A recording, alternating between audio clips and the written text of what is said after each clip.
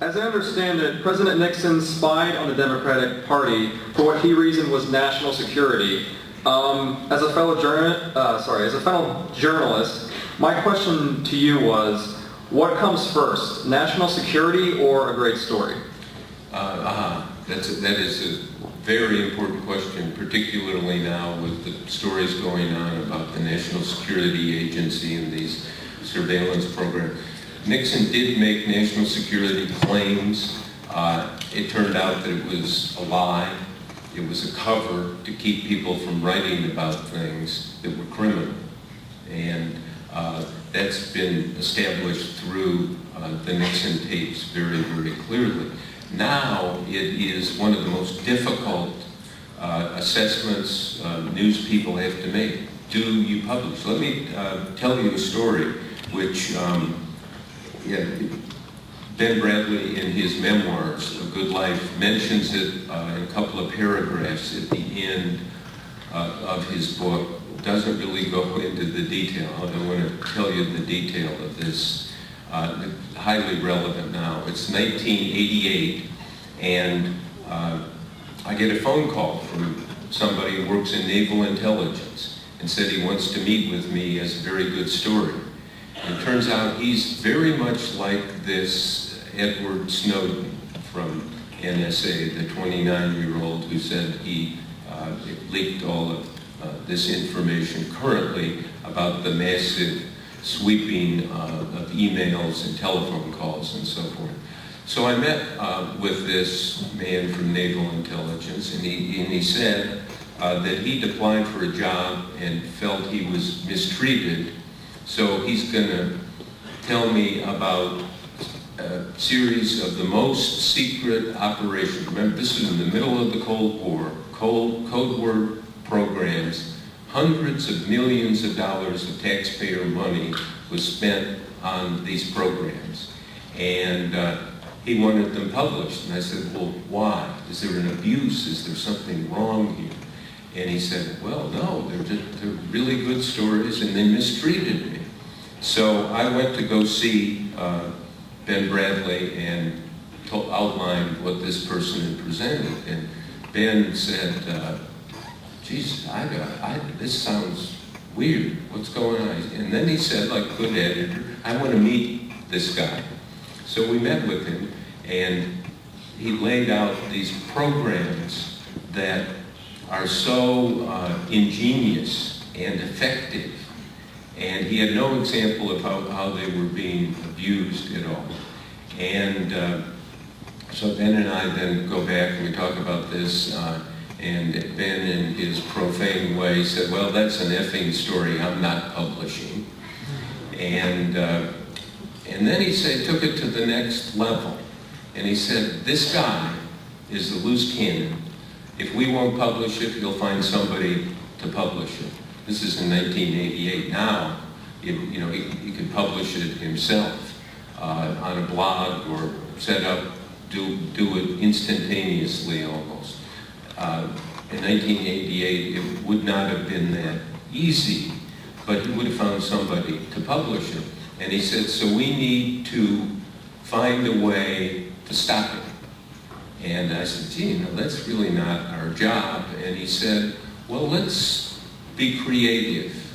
And so what he did is he called the CIA director, who was William Webster at the time, who had been the FBI director, and said, we've had somebody come to us, and by the way, the person who came to us said he wants this all on the record, he wants his name used, and Ben said to Webster, we've got this guy who's come in with this information, we are not going to publish it, but it's going to get out, and so Ben set up an appointment to go out and see the CIA director in Langley at his headquarters. And then right before going out, Ben rushes into my office and said, I've got all of this sensitive code word information about programs that buy us a degree of security that people wouldn't believe. If I go out and tell the CIA I know about this, I could be arrested. And I said, well, I don't think they do that. He said, no, I could be arrested. Why don't you go? And I said, that was not part of my job. And so then the post lawyer at the time, famous criminal lawyer named Edward Bennett Williams, Ben Bradley called him and said, you go for us, a lawyer, you'll have some sort of protection. So Ed Williams went out to see the CIA director, Webster, and laid all this out, and Webster, who was kind of a manager at the top, didn't get into lots of details, said, Ed, I don't think that's true. And so Williams called us and said, Webster said it's not true. Well, I had checked, and it was true. And then Williams calls Bradley back in about a half hour. He said, I just walked in to my home, and the phone was ringing, and it was Webster. And he said, Ed, I checked. It's all true. What are we going to do?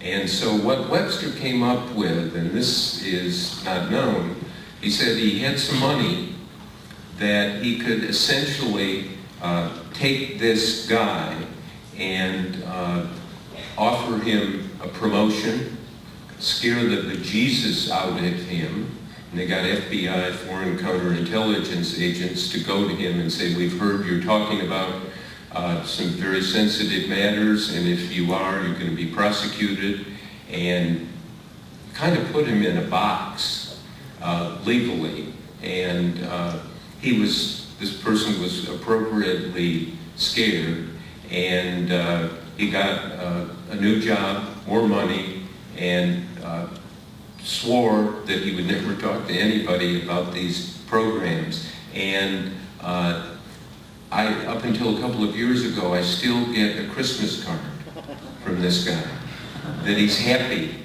And he was Snowden who closed down. And you take somebody like Bradley, myself, we're pro-disclosures, that we need to get things out.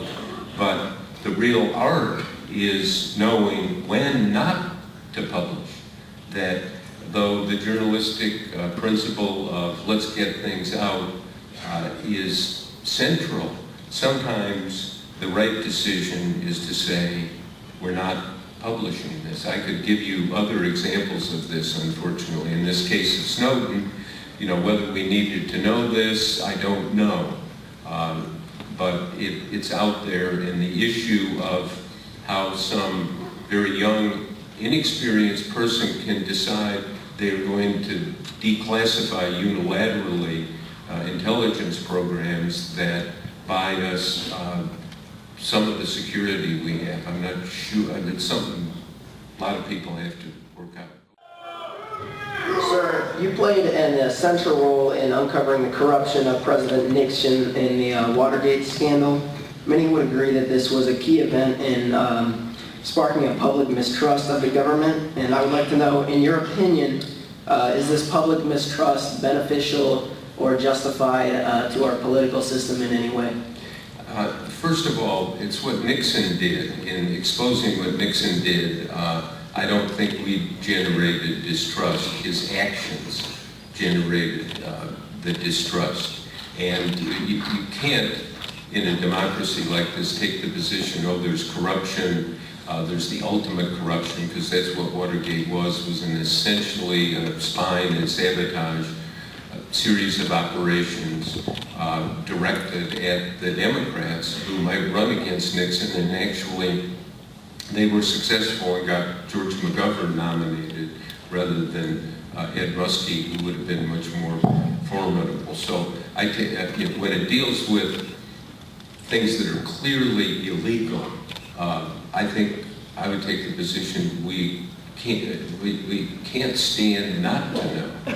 And so I don't think there is a connection here. And I think we're always going to be much better. And if you look at what happened, Nixon resigned, Ford took over, and the country marches on. And so I would reject that notion. As you uncovered and later reported the incriminating evidence of Watergate, you were going toe-to-toe with the President of the United States. What were your personal feelings? That's a great question. You just kind of keep doing it. And we had good sources, not perfect sources, and as I say, we made mistakes. And there was, as it started unraveling and people started coming forward, and when the Senate set up the Senate Watergate Committee and got testimony from people and discovered the tapes, it was obvious that this was a massive series of corrupt acts with all kinds of tributaries that was basically an assault on free elections and the rule of law. And so the toe-to-toe part was early. And we were protected by Bradley, the editor, and other editors, and Catherine Graham, who was the publisher, who backed what we did in a very gutsy way, because in the early months, people didn't believe what we wrote, including our colleagues at the Washington Post. Conventional wisdom, and I think another kind of citizen journalism lesson here is be very wary of conventional wisdom. The conventional wisdom was Nixon was a law and order Republican. He was too smart to be involved and let alone lead these activities. And you look, if any of you ever listened to or read transcripts of his tapes, it is astonishing to hear the rage and anger. And the job of the president is to serve the country, and the dog that doesn't bark on thousands of hours of Nixon tapes, to my knowledge, no one ever says, what does the country need?